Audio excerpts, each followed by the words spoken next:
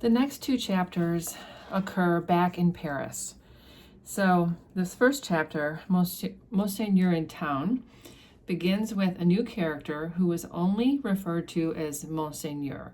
So Monseigneur is a title like Lord, or he's not a king, but he's someone of the aristocracy. And we never do get his name in this chapter. It's just, he's just an important man in this aristocratic society.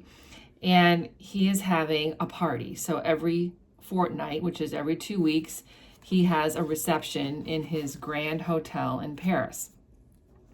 And there's a lot of sarcasm here. I just made a note that this is a good example of Dickens's tone. There's lots of sort of comical repetition. He's in his sanctuary of sanctuaries, holiest of holiest. This man is about to take his chocolate, and he could swallow a great many things with ease, and was by some few sullen minds supposed to be rather rapidly swallowing France. But this morning's chocolate could not so much get into the throat of Monseigneur without the aid of 4 strong men besides the cook. So what they're talking about when they say taking his chocolate, they mean hot chocolate, which in France is not like the hot chocolate we have here. It's literally made from melted chocolate and cream, and it's very elaborate and very rich. And this next paragraph talks about all what the job of each individual man is in terms of milling the chocolate, frothing it, giving him the napkin, it's the ceremony of giving him what he wants to drink.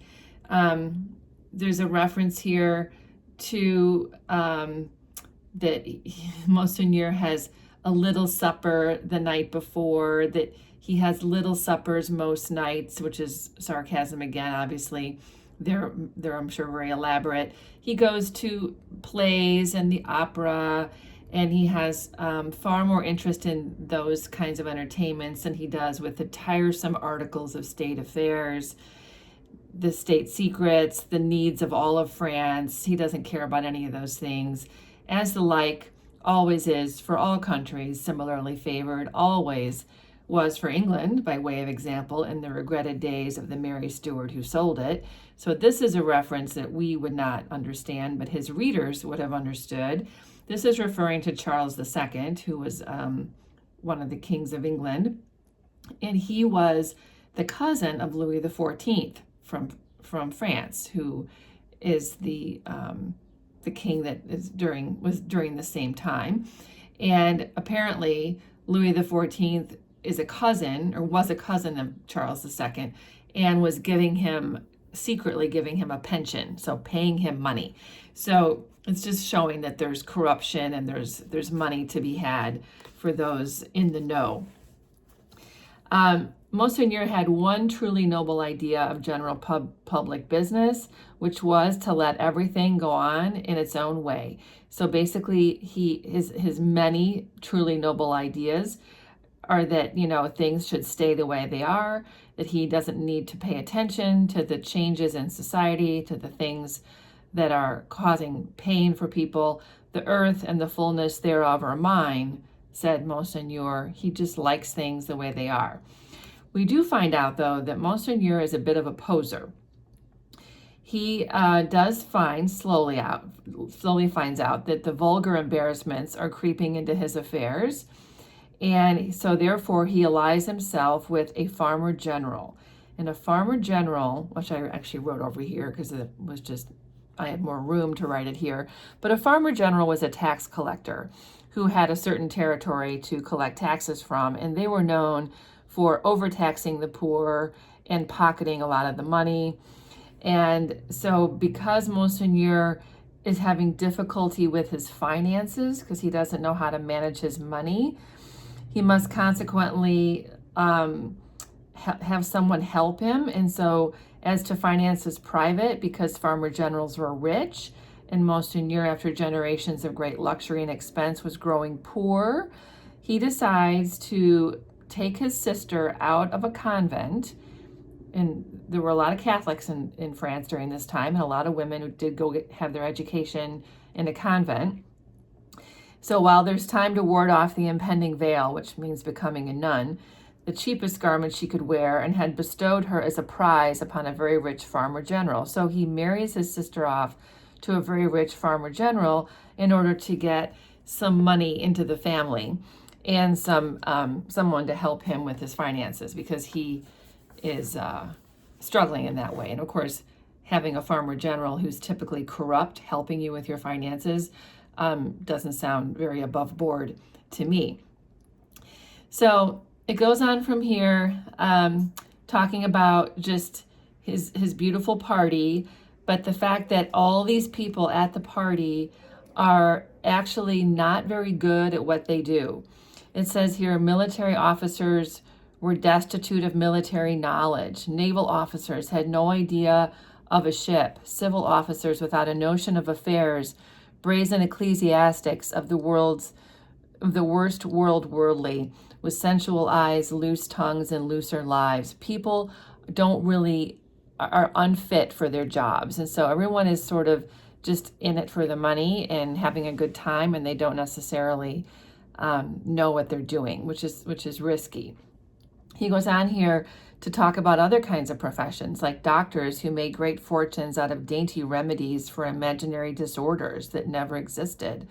Projectors, these would have been people who were sort of like advising people on the future. Economists, philosophers, all of these people had every kind of remedy for little evils with which the state was touched, except the remedy of setting to work in earnest to root out a single sin. So people are good at talking about what's wrong with society, but nobody is doing anything about it.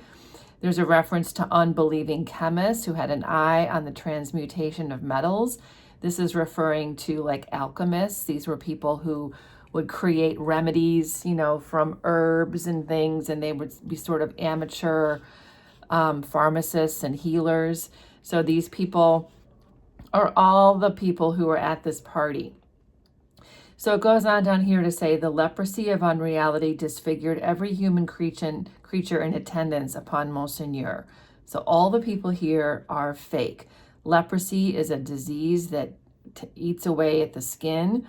So this is a metaphor for like just the disease of unreality, of just like not being aware of what's going on. Within the rooms, there were a half a dozen exceptional people who had for a few years some vague misgiving in them that things in general were going rather wrong. So a few of the people at this party know that things are not good. It goes on to talk about there was a fantastic sect of convulsionists. So these would have been religious extremists. When you think about convulsions, this reminds me of Jerry Cruncher's wife, who would fall to the ground and pray. This is sort of maybe a similar sort of behavior. It's talking about people who are in a new age kind of religion called the Center of Truth. So these are all references that Dickinson's readers would have understood at the time. He's really just commenting on the state of society during that period. It goes on to say here that within all this wonderful fun and party atmosphere, that, not too far away, there's Saint Antoine, and it's devouring hunger. So Saint Antoine is the neighborhood where Monsieur Defarge lives. It's where the Bastille prison is. It's where all those poor people live, and also where Dr. Manette had been kept in that garret. So it goes on to say how everyone is so well dressed, and that being well dressed is really all you need in order to be considered, a rich person.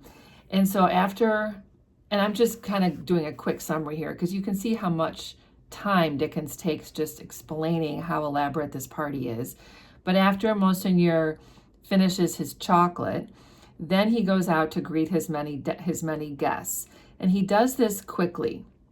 He doesn't take a lot of time with the people. He just quickly gets through. He passed through his rooms to the remote region of the circumference of truth, which is where those people from some of the religious people are. There Monsieur turned and came back again, and so in due course of time got himself up in his sanctuary by the chocolate sprites and was never seen no more. So he literally just puts in an appearance. So then we have a reference, and this is easily missed because there's no name here, but people leave soon after Monseigneur makes his rounds of the party, but soon there is one person left, and he, with his hat under his arm and his snuff box in his hand, slowly passed among the mirrors on his way out. So he's leaving alone. I devote you, said this man, stopping at the last door on his way and turning in the direction of the sanctuary, to the devil. So he's basically dissing the party. He's turning back to the room where everybody had been and says, I devote you to the devil. With that, he shook the snuff from his fingers as if he had shaken the dust from his feet and quietly walked downstairs. So still no name yet, but this new character was a man of about 60. He's handsomely dressed. He's haughty. He has a face like a fine mask. His nose is beautifully formed. And then it talks about his eyes, which they persisted in changing color sometimes, and they would be occasionally dilated and contracted by something like a faint pulsation. Then they gave a look of treachery and cruelty to the whole countenance. So he seems evil to me for sure. I could see quiz questions asking about to describe this new character, 60 years old, beautiful nose, creepy, cruel eyes that kind of change colors, whatever. Then he goes downstairs into the courtyard, gets into his carriage and drives away. Not many people had talked with him at the reception, so he feels probably a little snubbed, or maybe he was being aloof and, he wanted to keep himself separate. He had stood in a little space apart, and Monseigneur might have been warmer in his manner. So he's judging Monseigneur for not being very nice to him. It appeared under the circumstances rather agreeable to him to see the common people dispersed before his horses, and often barely escaping from being run down. So as he gets in his carriage to go home, he's thinking about how he likes to see the people along the street have to quickly jump out of the way of his carriage. His men drove off as if they were charging an enemy.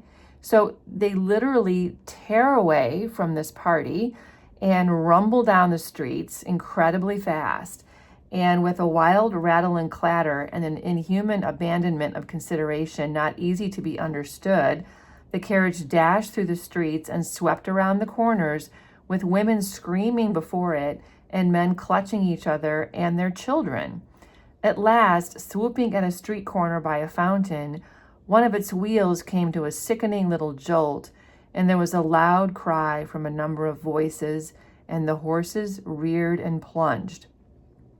So this still unnamed character has been racing through the streets, and suddenly they come to a very quick stop.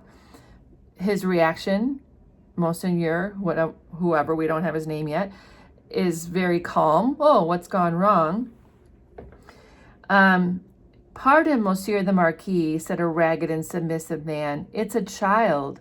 So one of the poor people comes out and says, it's a child. Why does he make that abominable noise? Is it his child? This is referring to a man who's crying. Excuse me, Monsieur the Marquis. It is a pity, yes. So here's the man's name. This unnamed man who is 60 years old, who's, was sort of standing apart from everybody at the party, who's racing his carriage through the street. His name is the Monsieur the Marquis. So just make a note. This is another new character. Unlike Monseigneur, who's taking his chocolate, he actually has a name. So what happens is that it's discovered that the Monsieur the Marquis' carriage has killed a child. And the man, the father of the child, is shrieking in wild desperation, crying and crying. He's dead. The people around looked at Monsieur the Marquis, and he doesn't really have any response at all. He takes out his purse. It's extraordinary to me, he says, that you people cannot take care of yourselves and your children. One or the other of you is forever in the way. How do I know what injury you have done my horses? See, give him that. And he throws out a gold coin. So he throws a gold coin to the man whose son has just been killed by his carriage. So quickly, another man comes forward. So he was arrested by the quick arrival of another man for whom the rest made way. On seeing him, the miserable creature fell upon his shoulders, sobbing and crying. So the man who lost his child comes to this other man in town and cries on his shoulder. They were all silent, however, as the men. I know all, said the last comer. Be a brave man, my Gaspard. It is better for the poor little plaything to die so than to live. It has died in a moment without pain. Could it have lived an hour so happily? You are a philosopher, you there, said the Marquis, smiling. How do they call you? They call me Defarge. Okay, so Monsieur Defarge. So Monsieur Defarge is the man who comes up to Gaspard. So Gaspard is the man whose son or whose child has been killed. Monsieur Defarge comes out to comfort him, and he tells him to be brave, that child had no pain, and that living would have been worse. And the Marquis likes this little comforting advice because it seems to absolve him in his simple mind of any sort of wrongdoing. He asks who he is. He tells him his name is Monsieur Defarge, and he says, what trade are you? And Defarge says, I'm the vendor of wine. And the Marquis says, pick up that, philosopher and vendor of wine, and he tosses Monsieur Defarge a gold coin. And then he leaves. He turns around, he gets back in his carriage, and he starts to pull away when suddenly he's disturbed by a coin flying into his carriage and ringing on its floor. Hold, said Monsieur the Marquis. Hold the horses. Who threw that? So he looked at the spot where Defarge, the vendor of wine, had stood for a moment before, but the wretched father was groveling on his face on the pavement in that spot, and the figure that stood beside him was the figure of a dark, stout woman knitting. So remember, Madame Defarge is the one who's always knitting. So we can infer that Madame Defarge threw that coin back into the carriage. You dogs, said the Marquis, I would ride over any of you willingly and exterminate you from the earth if I knew which rascal threw at the carriage, and if that brigand were sufficiently near it, he would be crushed under the wheels. So he's threatening he would kill the person who threw back the money. But the woman who stood knitting looked up steadily and looked at the Marquis in the face. So clearly it was her. And the Marquis is sort of startled and rattled by this woman looking him in the face. And so to sort of get out of the situation, he just says, go on, to his horses and his carriage driver, and off he goes. He was driven on, the other carriages came whirling by, and then there's a reference to the rats had crept out of their holes to look on, and they remained looking on for hours. So this is referring to the poor people of Saint Antoine. It's a metaphor for them. And then it talks again about Madame Defarge, the one woman who had stood conspicuous knitting, still knitted on with the steadfastness of fate. The water of the fountain ran, the swift river ran, the day ran into evening. So much life in the city ran into death according to rule. Time and tide waited for no man. The rats were sleeping close together in their dark holes again. The fancy ball was lighted up at supper. All things ran their course. So this, another great example of syntax, a very long sentence, a lot of repetition, ran. This is showing that something bad is coming. This fate, the fate of these people who are so poor, something's going to happen because of that. So here are our new characters. Monseigneur, he's the unnamed lord who has the party at the beginning of this chapter. He's the one who drinks hot chocolate. He has less money than people think he does, and he's the one who's hosting that party. Then we have Monsieur the Marquis, who is the guest at the party who runs over and kills a child. Gaspard is the father of the killed child, and I'm wondering if you remember that back in an earlier chapter when we first met Monsieur Defarge and the wine cask had spilled, there was a joker who had written blood on the wall using the red wine, and his name was Gaspard. It is the same person. So the father of the killed child is the joker that wrote blood on the wall with wine many chapters ago, and also a few years ago in terms of the timing of this book. And then we have a reappearance of Monsieur and Madame Defarge. Now the next chapter continues with Monsieur the Marquis. So he is continuing to head out to the country where his home is. He has a traveling carriage, which might have been lighter, which isn't, I don't know what that means, but we will find out, conducted by 4 post horses and 2 postilions, and they go up the steep hill. There's a reference here to the setting sun, which is so brilliantly lighting up his face, which in one way seems like, oh, he's like this gifted, wonderful person because the sun is shining on his face, but it also says that it makes his face steeped in crimson red. So that also kind of seems ominous to me. And he mentions that the sun will be setting. It will die out directly. The sun dips low, and then he gets close to the small village. The way it would work in those days is you would have like a lord of the land, which is who Monsieur the Marquis is, and then the peasants and stuff would be living on his property, and that's what's happening here. There's this village with one poor street, a poor brewery, a tannery, a tavern, a stable yard for post horses, a fountain, and other poor appointments. Everything is poor. The people are so poor, they are shredding spare onions for supper. They're washing leaves and grasses and any small yieldings of the earth that they could eat. So this is how poor they are. Few children were to be seen and no dogs. This indicates that they can't afford to have children, or maybe they themselves, the adults, are so weak that they can't actually bear children. No dogs makes me wonder if they've been eaten, which is quite possible. We have personification again of life and death. Life on the lowest terms that could sustain it, down in the little village under the mill, or captivity and death in the dominant prison on the crag. So this small village has its own prison.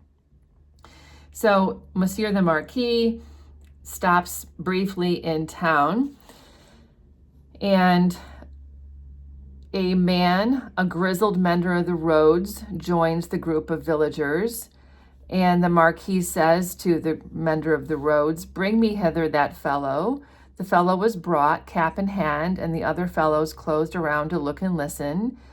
And the Marquis says, "I passed you on the road." So this is a man, the mender of the roads is not a regular man of the village, which is why the Marquis wants to question him. He recognizes that he had passed him on the road, and he's wondering, like, how did you get here, and who are you? "Monseigneur, it is true, coming up the hill, and at the top of the hill both?" He says, "Monseigneur, it is true. What did you look at so fixedly?" "Monseigneur, I looked at the man." So Monseigneur the Marquis is saying to him that he saw the mender of roads on the side of the road looking at his carriage, and he's wondering, why were you looking at it like that? And he says, "Well, I was looking at it because there was a man under your carriage." Maybe that was why it could have been lighter, because there was somebody underneath it. And the Monsieur the Marquis is very upset by this. He's like, "Well, what man?" And the mender of roads doesn't know, and they go back and forth trying to have this conversation, and he doesn't get anywhere, because as they look underneath, they discover that there is no longer a man under there. It's established that the man that was seen under the carriage is not from that part of the country. It's not from their neighborhood, basically. And the Monseigneur asks the mender of roads, like, "Well, what did the man look like?" He said, "Well, he was whiter than the miller, all covered with dust, white as a specter, tall as a specter." So he was tall and he was pale. So the Marquis says, "Well, You did well," he's being sarcastic, "to see a thief accompanying my carriage and not open that great mouth of yours. Like, why didn't you yell at me when you saw me on the road and saw somebody under my carriage?" And then he just decides it's not worth the trouble, and he puts him aside. And he says, "Monsieur Gabelle." So here's another new character. So we have a mender of roads who saw some mystery person under the carriage. We have now Monsieur Gabelle, who is the postmaster. And he calls him forward and he says, "Lay hands on this stranger if he seeks to lodge in your village tonight." So like if you have some strange person who shows up and needs a place to stay, let's assume that's probably the guy who was under my carriage. Let me know, is what he's basically saying. The people, though, the villagers are looking underneath the carriage and they do find a blue cap. So the person who had been underneath the carriage has left a cap. And there's another conversation that the person who had been under the carriage had thrown himself over the hillside and kind of rolled away. So it's someone apparently saw him, get off from underneath the carriage, but his hat was left behind. So the Monsieur the Marquis has no resolution for this. He eventually leaves and heads towards his estate, his lovely home. And on the way there is a little burial ground with a cross and a new larger figure of our Savior on it. And there's a woman kneeling there. And she turns her head as the carriage comes up, and she goes out to the carriage and she flags it down. And she says, "It is you, Monseigneur, a petition," which is like a question or a plea. Oh, and he's annoyed. He's like, "Oh, what is it? Always petitions. Monseigneur, for the love of the great God, my husband, the forester. He has paid all, Monseigneur. He is dead." So her husband, who was the forester, is dead. And the Marquis says, "Well, he is quiet. Can I restore him to you?" "No, Monsieur. He lies yonder under a little heap of poor grass." And then it turns out that what she's asking him for, she says, "Monseigneur, hear my petition. My husband died of want. So many died of want. So many more will die of want." And of course, he sarcastically replies, "Well, what, can I feed them?" Well, of course he could. She says, "My petition is that a morsel of stone or wood with my husband's name may be placed over him to show where he lies." So this could be a quiz question. Her husband died of starvation, like so many people, and all she's asking is for a gravestone with his name to mark where he is buried. And he's annoyed. He's like, "Oh, it's ridiculous. The valet had put her away from the door. The carriage had broken into a brisk trot." So he ignores her and off he goes. And then there's a nice description here about how lovely his estate is, that it's a beautiful summer night, that everything smells like flowers. And then when he finally gets to his actual home, it says, "The shadow of a large high-roofed house and of many overhanging trees was upon Monsieur the Marquis by that time." So this is a beautiful place. "And the shadow was exchanged for the light of a flambeau as his carriage stopped, and the great door of his chateau was opened to him. Monsieur Charles, whom I expect, is he arrived from England?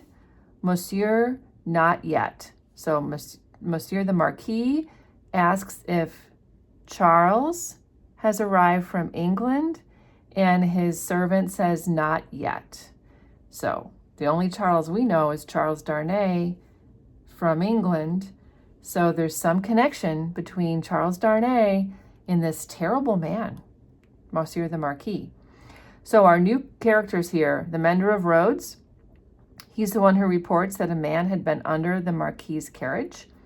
Gabelle the postman is supposed to keep an eye out for this stranger who is being called a thief. And then a peasant woman asks for a headstone for her dead husband.